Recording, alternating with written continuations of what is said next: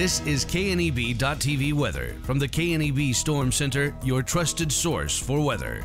We're going to have some rain showers across the area, I think, after dark tonight as we go into the early overnight hours, and we'll see temperatures falling into the upper 30s to near 40. So a few showers will be around tonight. Otherwise, tomorrow's going to be quite cool before things turn nice this weekend, and bigger changes are coming, but it's probably going to be the middle of next week before we get there.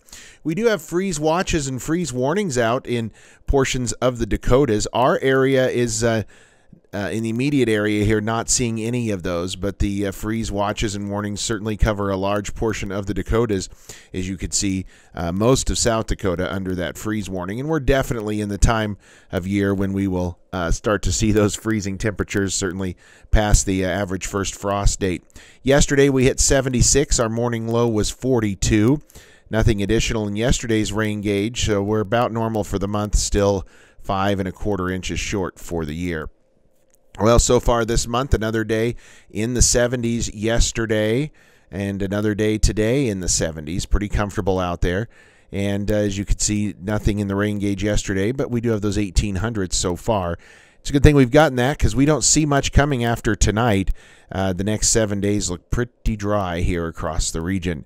Your forecast tomorrow, we're going to give it a B on the way to school. It'll be more clouds out there, about normal for this time of year. And we'll give it a C- on the way home, mainly because of cool temperatures, only in the mid-50s.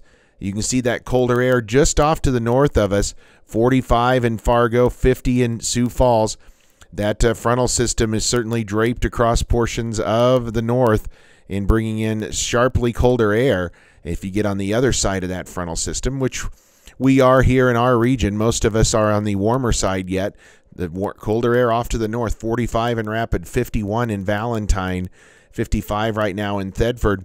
But it's in the 60s and even 70s here in western portions of Nebraska and southeastern Wyoming.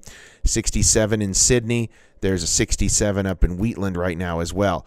Winds are gustier up along that frontal system out of the northeast. You can see where it's coming through, and temperatures in the wind speeds there in the 10 to 15 mile an hour range, gusting at times to 20 plus miles an hour. So let's take a look at Futurecast here. As we go through the evening hours, we start to see some showers fill in. By bedtime tonight, we're going to see showers across the region, at least on a scattered coverage. Those will continue through the overnight hours, then taper off by tomorrow morning. You'll see those showers still intact in eastern portions of the area. By lunchtime tomorrow, they will slide off to the south and east. And then tomorrow afternoon, we're going to have clearing skies here across the area, quiet weather conditions, and really not much happening out there as we go through early Saturday morning and setting the stage for a very nice weekend coming our way. Chilly tonight, some patchy frost out there in some areas, lows in the 30s. Tomorrow, highs are going to only be in the 50s. And some areas struggling to get out of the 40s there in central portions of Nebraska where some of that rain is going to be. And as you can see, that banding of rain, at least showing up on models here, could be picking up some areas, maybe a half an inch of moisture out of this. Most of us going to get lesser amounts than that, but hopefully get some measurable precip.